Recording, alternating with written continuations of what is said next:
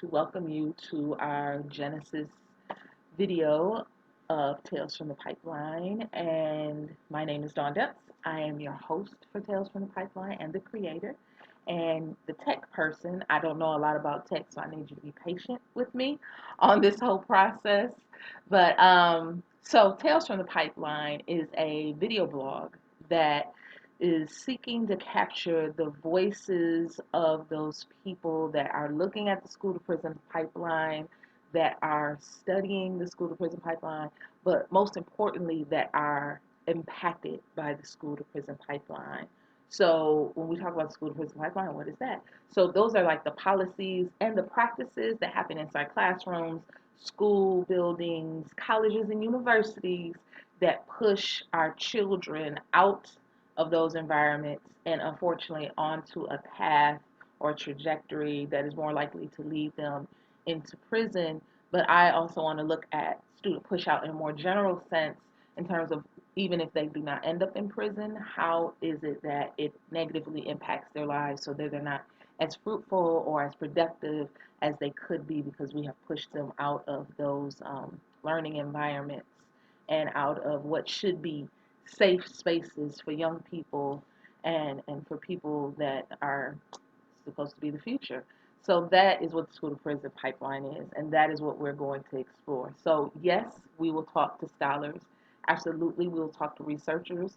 But I think most importantly, we will make it a point to talk to students, children, young people who have experienced this pipeline, who have either escaped it, hopefully, or who did maybe end up in prison, or who possibly ended up homeless, or who possibly ended up pushed out of a college environment and left to flounder with debt and other things incomplete and unfinished. We will talk to the parents of these young people, and we will look at conversations around what is parent responsibility, what is accountability, who is accountable, how that looks like in partnership for the benefit of our young people, and then some of the narrative around pathologizing certain groups. And so when we also talk about the school to prison pipeline, we need to realize that unfortunately it most negatively impacts our most vulnerable young people. People have been disenfranchised historically. So we're talking black and brown people, poor people, people who do not present gender-wise as the way that the larger society believes that they should present, people who are not heteronormative or things of that nature. So we are going to explore those aspects of it. We're going to talk to the people who have been impacted. We're also going to talk to social change agents, the people on the ground that are working to change this pipeline, working to dismantle this pipeline. We don't want to just change it, we want to tear it apart. And we will also need your help in this exploration because we want to talk to so many different types of folks and get their input and their perspectives.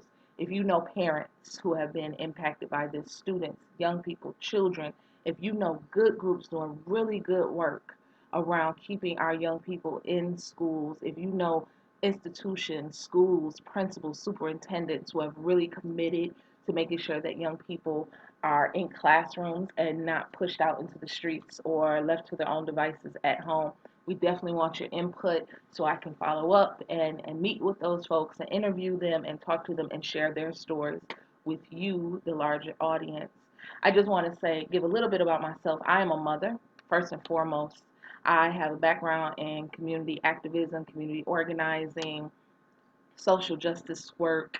My academic work has been around sociology and education and looking at critical race theory and how people view other groups and how that plays out in their real life and real lived experiences.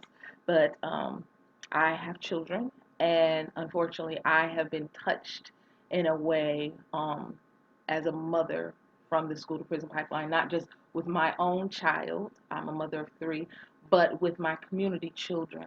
And I have seen it play out, and I have seen the type of interventions that can help, but I've also seen what happens when we just let things go as they have been. So I will say that I believe that all of our young people are wonderful and they all have the potential to be just magnificent beyond belief. And if you think that certain populations are predisposed to bad behavior, or if you believe in the criminalization of youth culture, this might not be the video blog for you. And that's cool. You know, I can direct you to some of the places possibly where you can get your fill of that. We will explore that ideology, we will explore that perspective, but that is definitely not something that we lift up on Tales from the Pipeline. We are about looking at what has happened to our young people inside our institutions of learning, but then also looking at the solutions and how we can move forward to keep them on a path of success, and how, as the grown people in the room, it is our job to make sure that they are set up for success and not set up for failure. So I just want to say thank you, and I will be in touch with you every 2 weeks. And again, if you have those people that I need to talk to, please drop me a line. Please leave a comment. Even, if you disagree with something, I just ask that you keep it clean and that you're not disrespectful to people, because I will delete you. Other than that, I want to say welcome and thank you, and I hope you will partner with me on this journey with Tales from the Pipeline.